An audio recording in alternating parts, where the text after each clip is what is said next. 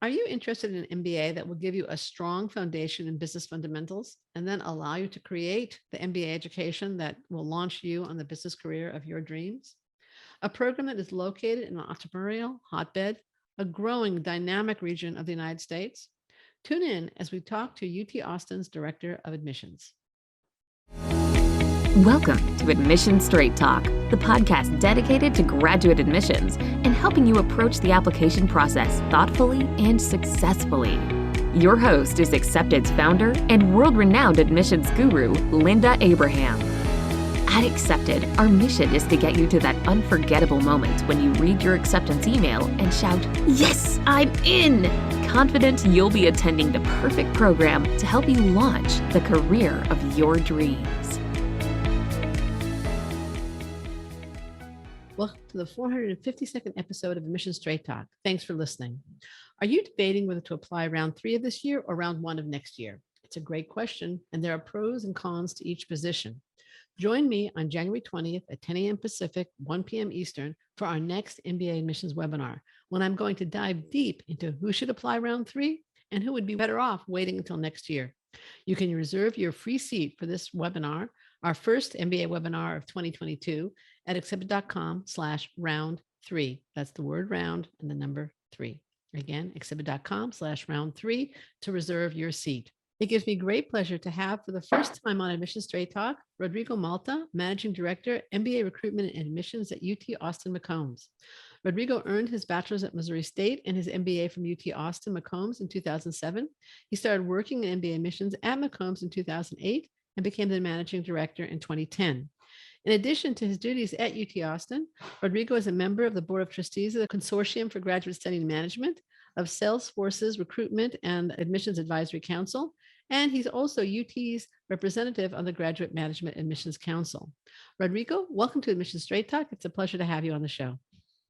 Thank you, Linda. So glad to be here. Okay. I'd like to start with just some very basic kind of introductory questions for listeners who may not be that familiar with UT Austin's program, and then get more specific and focused on admissions. Is that all right? That is perfect. Okay.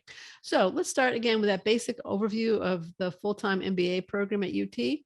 Can you focus on its more distinctive elements? And that's the question. Awesome. Yeah.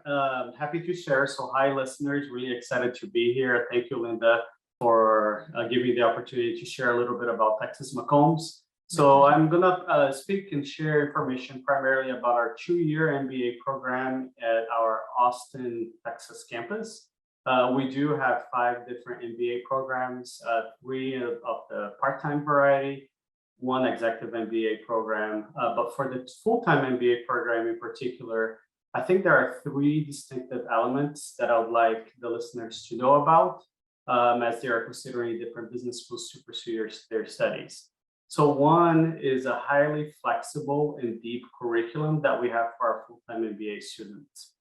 So coming in, we bring in a class of about 260 students from a variety of walks of life, educational, professional backgrounds. So it is really important for us to ensure they have kind of that core business foundation, the core classes. So you do all your core classes, the majority of that first semester, together in cohorts. We divide those 260 students into 4 cohorts, and everybody gets that solid academic business foundation to then explore 100 plus electives that we have across 20 concentrations in classes that you can take at the business school and outside the business school. So this highly flexible and deep curriculum where over 70% of the program itself is self-selected coursework is one of the highlights of our program. The second highlight that I wanted to really share with the listeners are the people. We have amazing individuals pursuing their dreams here at Texas McCombs and amazing faculty members that are going to be supporting you along the way. So the combination of the amazing research faculty that is not only creating knowledge, but disseminating it in a really great way in the classroom with students that are thirsty to know more, to make an impact, and the staff that's going to be there to really advise you and help you navigate all the opportunities of Texas McCombs is really important. So people number 2. And the last aspect is place. We are really fortunate to be part of one of the primary research institutions in the US at the University of Texas at Austin. And it is even luckier that we are in the amazing city of Austin, which provides our students with a vibrant business community to put to practice what they're learning in the classroom. But it's also an amazing place to live. It is a great place where young people are flocking to, and it's something that really provides a unique combination of study and fun for our students. So that flexible and deep curriculum, people and place, I think are what really makes the Texas McCombs full-time MBA program unique. It sounds fascinating. It sounds wonderful. Of course, UT, along with the rest of the entire world, has been affected by COVID. Now, you emphasize, the kind of these three pillars: the strong foundation combined with flexibility, the people that both make up the staff and the student body, and the vibrancy of Austin. How has COVID, which has affected everything, not only affected the MBA experience, but what do you see kind of lasting going forward? That's a great question. So I will start that with everything that we do at UT Austin, the health and safety of our students, faculty, staff members are top of mind. And with that as a lens and a goal, we are really happy that we were able to do in-person delivery of all of our programs for the fall. So we not only delivered, classes in person, our student organizations were able to meet in person, and we even had some admission events on campus kind of late in November. So it was great to see prospective students coming into our new building and really experiencing the program firsthand. So I'm really proud of how our students came together with our faculty and staff to make that possible, and for those experiences to be delivered, in a safe manner where everybody felt really comfortable and they were able to be delivered successfully. I think a couple of things that will continue to be aspects of the COVID experience that we'll take on as hopefully COVID winds down a little bit. Include virtual advising appointments were really a big hit with staff and students alike. And just generally, the ability of our students to virtually connect with our staff and faculty via Microsoft Teams. I think other schools might use Slack, but really a way for folks to feel engaged and a part of a community, even kind of in a virtual world. From an admissions perspective, we were able to come in and deliver a really solid incoming class with only virtual events. So the class that came in fall of 2021, they didn't have the opportunity to come for in-person events. So we were able, though, to tell them a McCombs story and engage with prospective students in a successful manner virtually. So we'll see a lot of those engagement opportunities lasting even beyond when we are back to hopefully a more normal experience. So it is a situation that is ever changing, ever evolving. We understand that the situation that might be happening in Austin may be very different than what's happening in New York or New Delhi or in Sao Paulo. So we completely understand that applicants and prospective students are coming in with different mindsets and different situations. So what I urge all your listeners to do is to reach out to us. We're incredibly accessible via email, via LinkedIn, via telephone call, and we are here to help you and engage with you and make sure that you can submit that successful application. So engage with us. We know the COVID situation is not going to be resolved in one fell swoop, but I think that I am hopeful that we're able to take some of the learnings in the past year and a half, and especially what happens this fall, and take that momentum on for the spring. If we arrive, or when I should say when we arrive at a point in time where COVID is considered manageable or eradicated. And I don't think eradication is likely. That's my, for all it's worth, that's my personal opinion. But let's say it's considered managed, like many other diseases. Do you anticipate a combination of virtual and in-person recruiting events? For sure. I think as we come back to in-person events, we want to keep the successful virtual opportunities that were available and were well received by prospective students, and really think about, okay, where is the value add of that in-person touch point? Before we used to go on the road quite often all over the world, early on in the admission season, then to interview candidates and then to do admitted student events.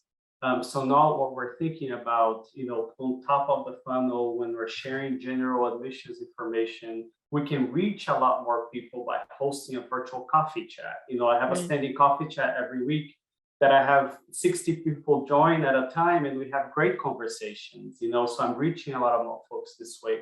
But there's also value of them coming to experience the on-campus, what Texas has to offer on campus, right? So coming into our new building and figuring out what is the culture like, and having that in-person experience is really important. So let's focus on those on-campus events. But at the same token, we're a global program, so we need to connect with people internationally. So when is it the right time to go to India, or go to Europe, or go to Africa and connect with those students? So we're thinking about what that looks like, and I think as we figure out what that may entail, we'll for sure seek feedback from our prospective students and applicants to see what's the best ratio of events. I will say though that our admissions teams have been working so hard. So we always want to do everything, and we can't do everything. So it will be really hard figuring out what we don't do anymore. Yeah, I can imagine. Well, time, of course, is the scarcest of resources. And then there's the other resources too. So it'll be very interesting to see how the world evolves, as well as how admissions evolves. Again, when I think COVID becomes considered, manageable, or even better, eradicated. But I'm not optimistic on that one. Now, getting back to UT, you mentioned its strong core and its breadth, the combination.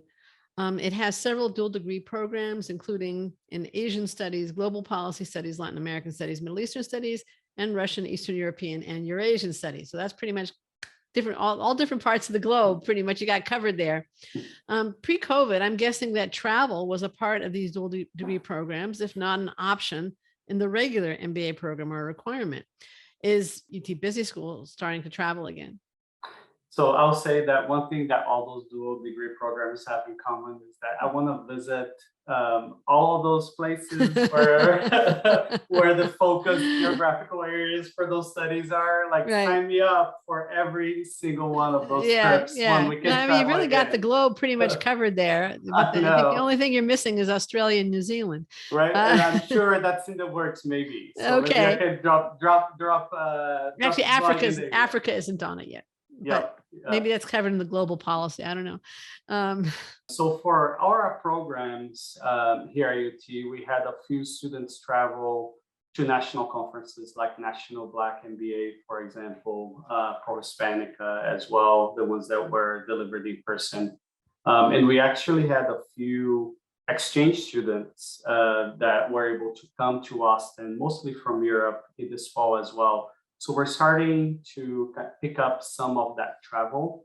And most recently, our part-time MBA program, just last week, they went on their global trips. So there were 7 trips, and we took 150 students abroad. So those opportunities are starting to open up. And I think the Texas McCombs MBA program is sort of the trailblazer within UT. So we were the first ones to take students back abroad in that manner. And the current plans for our full-time MBA program in particular is to deliver 5 global study tours over spring break, which is what we normally do, and reignite the exchange programs in the other way around. So not only welcome our exchange students from partner universities, but right now the plan is to send close to 25 students abroad for the spring. Again, with the COVID situation, everything is extremely fluid. Even though those part-time MBA global trips, we had to cancel one of the trips last minute. So there were 8 trips. We had to cancel one. So we keep a really close eye on what's the situation like, and we prepare our students for all scenarios. But I agree with you, Linda, when you said, I wish and hope that COVID is eradicated, but I think in the near term is something that we're going to have to learn with, to live with. Yeah. And we want to deliver the best academic experience to our students. And we believe that that global exposure is a key part of the MBA education. So we want to make our best attempt to deliver those experiences. So on the admission side of the house, we're beginning to travel domestically a little bit. So we have a few admitted student meetups for round 1 that will happen in January in New York, in San Francisco, Chicago, and the main Texas cities. So we look forward to starting to travel again, maybe a little bit more starting in the spring as well. Right, right. We actually just got back from a trip to Israel. We have a son in Israel, and we got in just before Israel locked down. Then we were there when Omicron was discovered or announced, and then we got back before the U.S. tightened its testing, and we've been fine. So, yep. But obviously, you have to be flexible, and you can plan and you can prepare and you can hope for the best, and then you just gotta hope it works out. Yep, I don't know if I shared this with your listeners, or if I'm originally from Brazil, and my dad lives there. I have brothers and sisters, so I live back home, and I haven't been able to visit home for close to 3 years. Oh wow! So we're definitely planning to visit in July. But most recently, my sister, who lives here in Austin with me, her kids went to visit her grandparents. So it was great to see like family reconnecting, which I'm sure it was the same experience that you had. Yeah. Went to Israel to see your son. He has 5 kids. So it was, we saw the grandchildren and his wife and other relatives. It was wonderful. It was absolutely wonderful. So I hope you get to do that very soon too. Me too. Right. Now, getting back to McCombs, is there something that people don't know about McCombs that you'd really like them to know, or perhaps a common misconception you'd like to dispel? Yeah, so there are 2 that I often talk about because I get questions about this all the time when I host a virtual chat or if we're doing an info session. So oftentimes, prospective students think about McCombs being a very regional school. But we do have a global brand in Texas McCombs and the Texas Longhorns, University of Texas at Austin. And we place not only a lot of individuals in Texas, as you'd expect, but outside of Texas as well. So we actually place more students outside of our home state than our comparable programs in New York and California. So we're really lucky to be in Austin, which is a place where people want to be in. And also, we place a lot of students in Dallas and Houston. But we do place a good amount of students outside of the state of Texas. So we love our Texas residents that go to UT. But we welcome individuals from outside of Texas and all over the world. And you don't have to stay in Texas. You could go to Texas. You carry that brand with you, and you're going to be an honorary Austinite and Texan wherever you go after you graduate. But we do have a lot of connections and opportunities for individuals to go beyond the state borders after graduation. Outside of Texas, where are the primary places that UT grads go? Yeah, so we place quite a few folks in New York, primarily around banking, some consulting. And then we also place really strongly in the Bay Area, primarily in the technology sector. And as of late, we have been placing a lot of folks also in Seattle, some in Denver, and Chicago to a lesser extent as well. So a variety of different places. I think one of the things that has happened though in the past 5 years is that the number of our students that want to stay in Austin has increased dramatically. And I think, Austin is often in the news for relocations of headquarters and opportunities in different industries. So we're happy to see Austin now have the infrastructure and opportunities to support the students who want to be here. But we continue to, of course, place students outside of the city of Austin and outside the state. And there was another, I guess, misconception you wanted to dispel before I interrupted you. Yeah, so the other one is also around career and placement, but it's more specific to industry. So oftentimes people associate Texas with oil and gas. And I would say to your listeners that we are, if not the best, one of the best places in the country to pursue your studies in energy. But we go beyond the traditional and oil and gas field. So there's great balance between traditional oil and gas opportunities that are available to our students, but we see the growing field of clean technology being a really strong area of interest for individuals that are interested in energy that don't want to work in oil and gas. So we have a clean tech concentration that mirrors our energy finance concentration that really focuses on solar and wind and that clean technology space. And something that I would like all your listeners to be aware of. Our biggest placement continues to be in tech. So over 30% of the class goes into tech, followed by consulting at 20%. And then energy is close to 10% of our placement, but it's more than just oil and gas.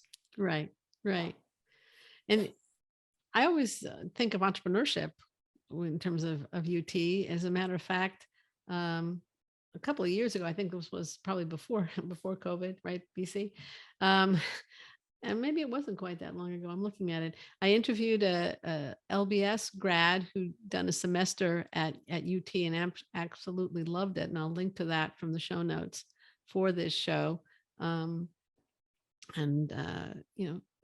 think you can find it at accept.com/393 if anybody wants to listen to it and go directly there. But he just had a wonderful time and started his own business. Yeah, we have a lot of opportunities on the startup space. Entrepreneurship is an area where you can get a great education and solid foundation because we have amazing professors in the space where they are, on the board of startup companies, have started their own businesses, so practitioners as well as researchers. So you get that academic foundation.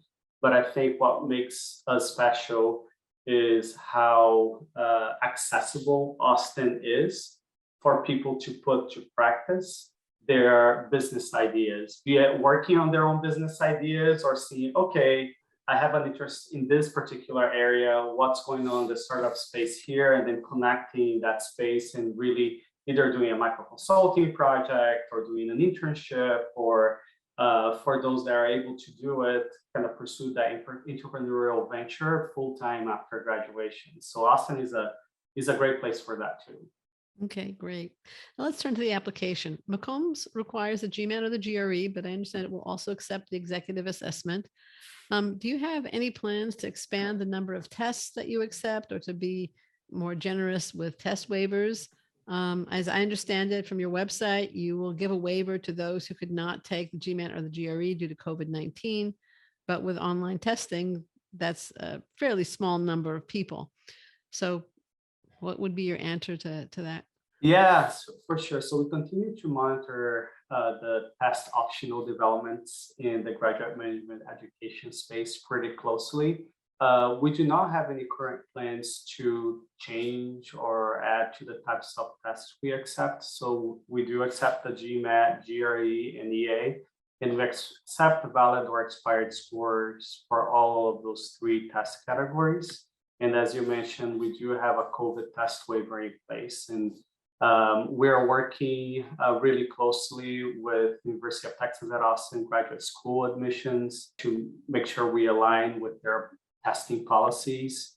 And I don't see us changing that for the next admission cycle. Okay. But again, I feel like everything needs to be taken with a grain of salt, given the COVID situation. So but the current plans are to continue with what we have in place. Okay. Now, UT's class profile for the class of 2023 has some pretty impressive stats: 704 average GMAT, 318 average GRE total, a 3.44 average GPA. What do you look for besides stats? Yeah, so we take our holistic review of an application really seriously. So all of the application components that an applicant submits are taken under consideration. You are more than your GMAT or GRE or GPA. So for us, it's really important to dive into an applicant's work experience. And by work experience, we don't mean the quantity of years or months experience somebody has, but really the impact and trajectory that someone has had in the workplace.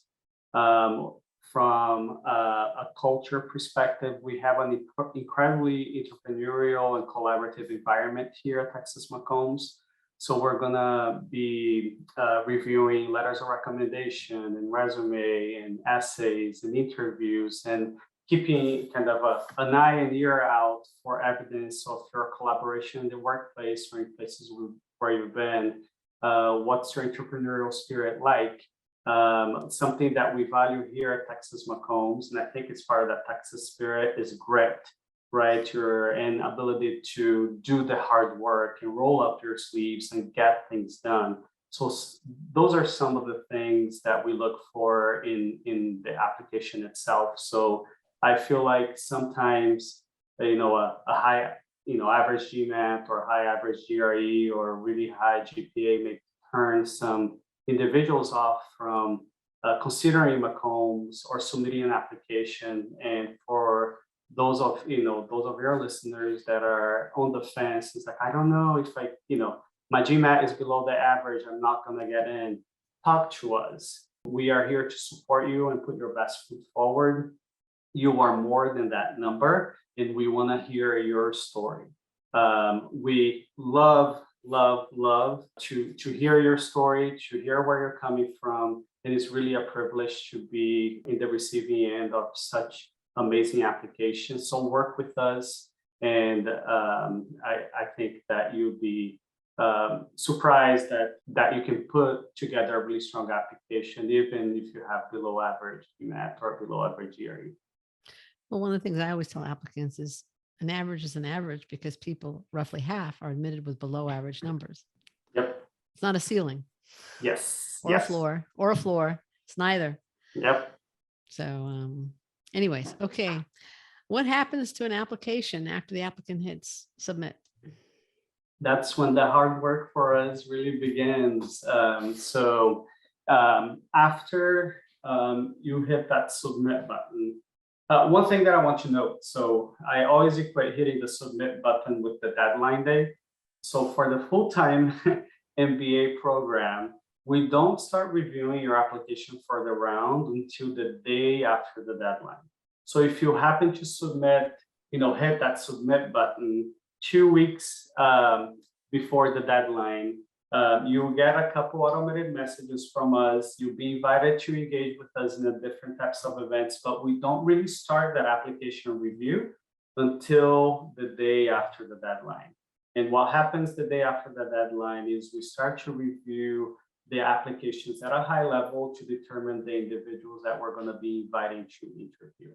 Our goals is always to have 80 to 90% of the interview invitations out for a particular round within 3 weeks of that deadline date. Whoa, that's pretty fast. So we are all hands on deck doing that high level review of the applications to get as many of those interview invitations out as possible, to give our applicants enough time to prepare for the interview, to schedule the interview, and go through the process.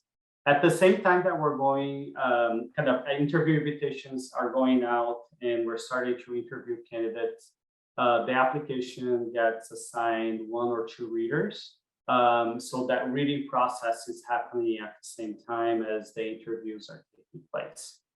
We usually give an interview deadline day within a particular round, so applicants know when they need to schedule that interview by. And then after that date, we start to meet as an admissions committee. And the admissions committee is a lot of fun.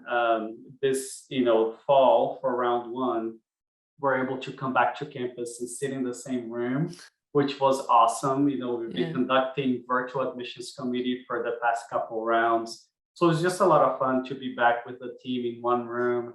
And the person that reads your application, your primary reader, is kind of your speaker for that particular candidate. And then we discuss all the candidates in committee and decide on the admissions decision and scholarship awards leading up to the decision deadline date, which just so happens that our full-time round one decision deadline notification date is today. So. Oh, wow. It's December 16th, by the way, listeners, because you're going to be listening to this a little later. But all right. So there's probably a lot. Actually, we heard today from somebody who was accepted to UT. Yeah, a couple of clients, I think. Okay. So that's the process. Yep. Are you looking, obviously you're looking at everything. You're looking at the recommendations, you're looking at the resume, you're looking at the essay questions. Could you maybe just give us a brief overview of how those things fit together? I mean, I think that applicants sometimes think that the requirements are almost a little bit random. And I don't believe that's true at all. I think they each have a function and a purpose. So maybe give us a little overview on that. Yeah, for sure. So generally speaking, we're looking at your academic aptitude through the undergraduate and graduate transcripts and any test scores that you're able to submit as part of the application. That academic aptitude is really important because it is an academically rigorous program. That first semester is incredibly tough with a lot of quantitatively heavy classes. So we want to make sure that students are set up for success. So when assessing academic aptitude, we're looking both at those undergraduate, graduate transcripts, which for most people are in the past, right? And then the test options and the test score help us complement the history that you have with something that might be more up to date. So that's the academic review of the application.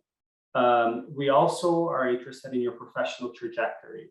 So in assessing your professional trajectory, average years work experience for our full-time MBA is 5.5. So we're looking for individuals that have had an impact in the industries that they've been a part of.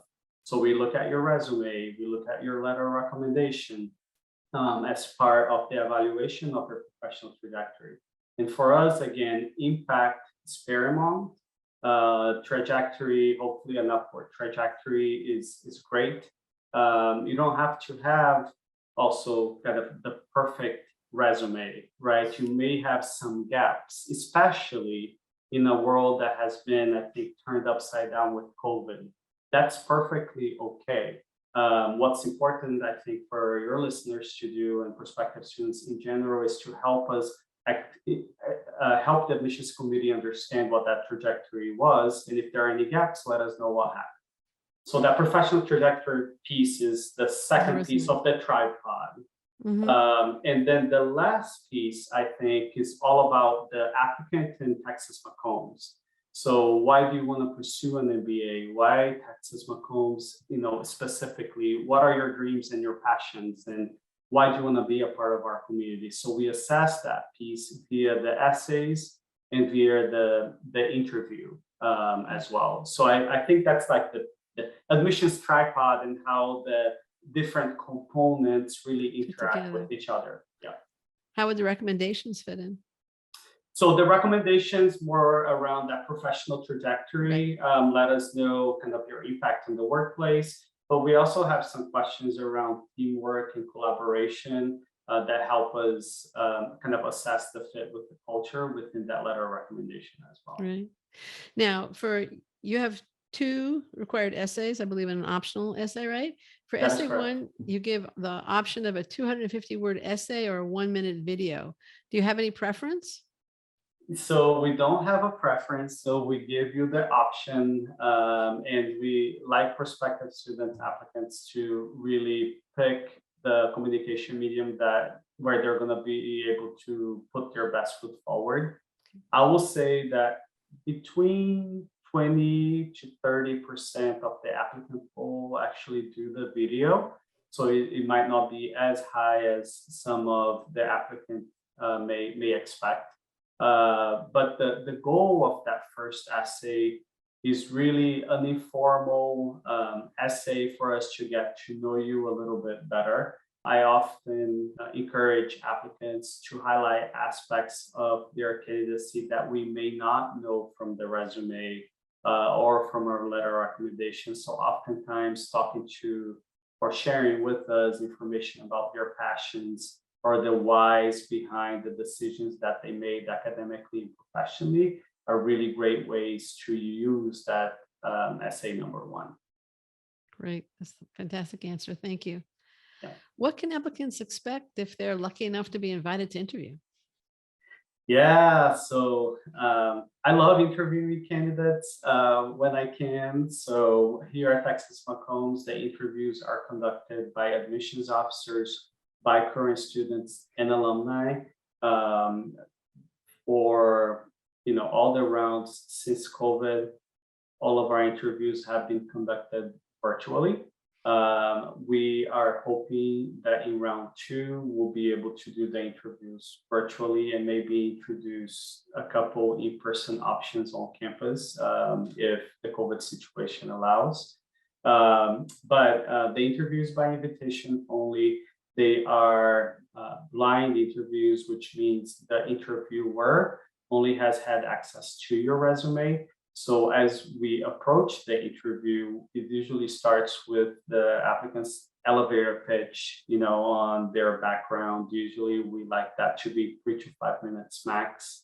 And then we dive into questions around, why an MBA, why now, why Texas McCombs. The interview itself lasts between 30 to 45 minutes.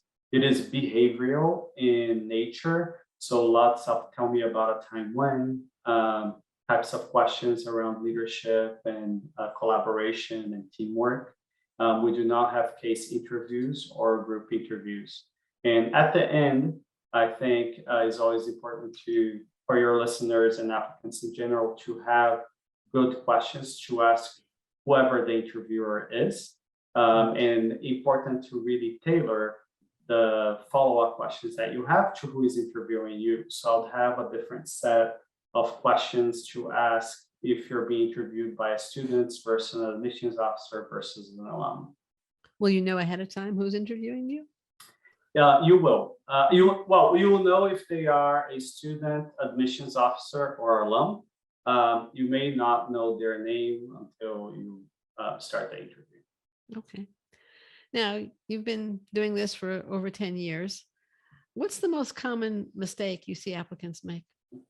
Yeah, so it happens every year, no matter how much we communicate it. So I hope that I know that your listeners are awesome and they're not going to make these mistakes because they're listening to this podcast. So the first one seems really simple, but it's not answering the essay prompt. So as you build your application and you focus on those essays, it is really important for you to engage with individuals within your community. If you have an opportunity to work with an admissions consultant, awesome as well. But always ask yourself and those that are reviewing your essays if you're appropriately answering the essay prompt. I know that applicants have a lot to share, right? And they want to share everything with us. Remember that there are a lot of different application components and opportunities for you to share who you are. The essays are a great asset to your application, but it's only going to be one that you're going to be able to capitalize on if you answer that essay prompt. So that's kind of number one. And I have 2 other ones. If I can sneak them in, is that okay, Linda? Absolutely. Go for it. This is great. So the second one, it's also around essays, and it seems really basic. So I can see some of your listeners maybe like rolling their eyes whenever they listen to this, but mentioning the wrong school name in the application is a big no. That happens more often than you think. So make sure to double, triple check the materials that you're submitting with your application, that that you're listing out the right school name. And the second one is a kind of a new nuance that we've been seeing, I would say, as of the past 3 to 5 years, which is discrepancies between your resume that you submit with the application and any information that you have out on LinkedIn. So as part of the application here at Texas McCombs, applicants can submit their LinkedIn if they have a LinkedIn profile. If you are going to submit your LinkedIn profile with your application, and that piece of it is optional, the resume is not optional. To submit your LinkedIn profile, make sure that the LinkedIn profile matches the resume on the jobs that you've had, on the dates, etc. Because if there are discrepancies between both of them, you may raise questions from the admissions committee, and you don't want the admissions committee to have questions. You want to answer any questions that we have. So those discrepancies between resume and LinkedIn can be a little bit tricky sometimes. So be on the lookout for that. Those are great insights and great input. The first two I've heard before, and actually I've many times been asked, what are schools looking for? And my first answer is they're looking for the answer to their question. That's why they ask the question. They want the answer. But of course, sometimes there's no question that applicants don't answer it directly. That's something that we frequently work with applicants on. All right, let's move on to another question. Some applicants have specific elements of their background that give them grave concern. How do you view applicants who had a dip in grades or perhaps a period of unemployment due to depression or emotional illness? That's one group, and they're definitely distinct groups. And the second one is, how do you view applicants who perhaps have an academic infraction or a misdemeanor on their record? Yep, great question. So to answer the scenario number one, I'll let applicants know that they can use the optional essay to give us more insight into that particular situation. So it's perfectly okay if you had a period of unemployment at some point during your professional career up to this point. And it can be because of depression or emotional illness, or just a situation outside of those two factors.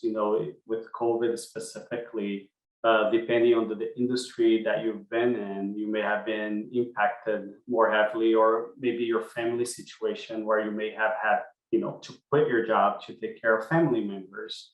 It can happen here in the US, but it happens, I think, even more often abroad in some of the countries where we have a lot of MBA applicants. So using that optional essay to really help us understand what it was is really key. And then for the second scenario around an academic infraction or misdemeanor on your record, we have a specific question on the application itself where you can address these two items.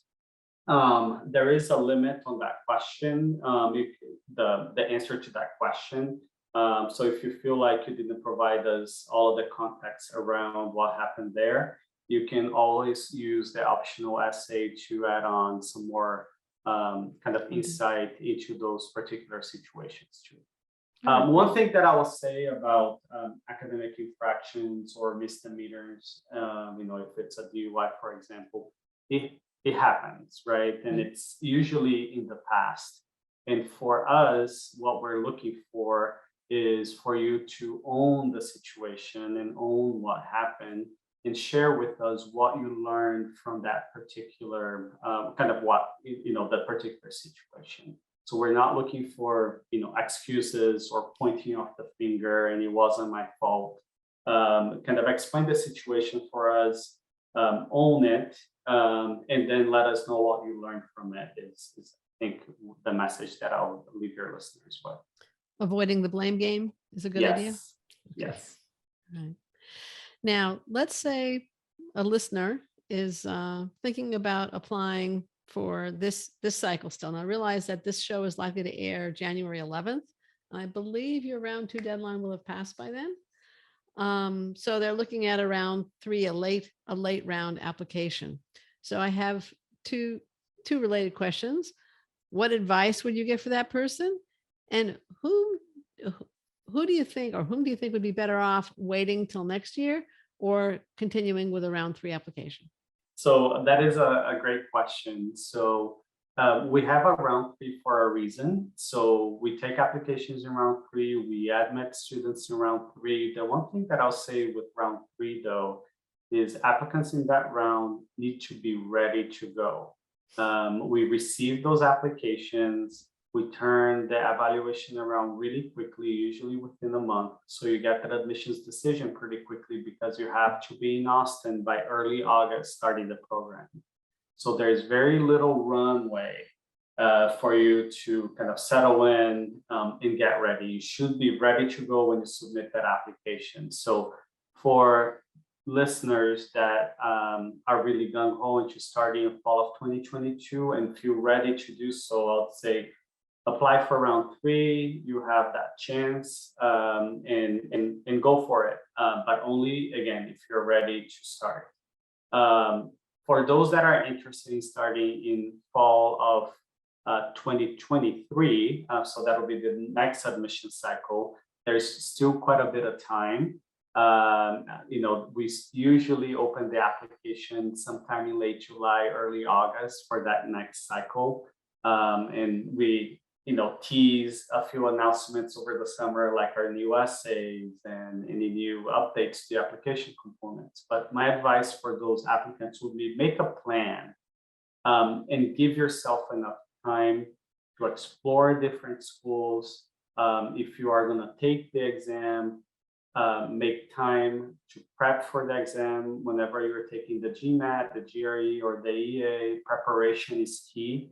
So make a plan that is really encompassing, where you're going to give yourself enough time to study, to have enough time to do some introspection exercises, where you can figure out what are the right schools that you're going to be applying to, and then work on those essays and then submit the application. So make a calendar plan if you're looking to apply fall, for the next fall of 2020. I think you're talking about those who want to apply in fall 2022 for matriculation in summer 2023. And we actually have a timeline that we've developed, and it talks about starting in January if you want to apply round 1 of this next cycle, because that gives you time to clarify your goals, research career opportunities, research the schools. Yes, take, and if necessary, retake the exam if that's how it works out. Perhaps get involved in some community service if that's something that you haven't been doing and you want to do. So I'll link to that from the show notes also at accept.com/452. But anyway, I think that I completely agree with you, not that you need my agreement, that mapping out a timeline, a schedule, so that you will be ready for either round 1 or round 2, or whenever you want to apply, is just going to optimize your chances of acceptance and your application. Sure. Rodrigo, we're running out of time. Is there anything else you would have liked me to ask you, or you'd just like to bring up at this point? No, so just to the last point that you made, I not to harp on the point that we both already made, but an MBA is not an impulse buy. An MBA is a transformational journey. And in order for your listeners, in general applicants, to really take full of advantage of what is offered, you need to take the steps necessary to pause, think about it, introspect, select the right number of schools, and come prepared. So treat it as a more than a durable good purchase. It is not, Tic Tac that you buy at the corner grocery store.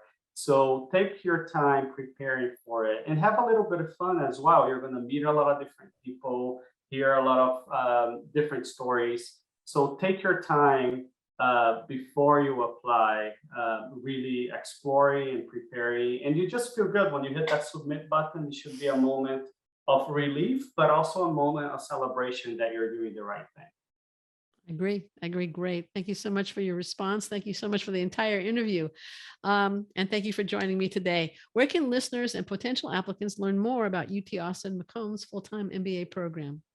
Yeah, so mccombs.utexas.edu is our website. So that's the best place to learn information about Texas McCombs. But I do encourage your listeners to find me on LinkedIn. Rodrigo Malta is a pretty unique name. And if you Google Rodrigo Malta, Texas McCombs, my email comes up because I'm the only Rodrigo Malta in all of UT.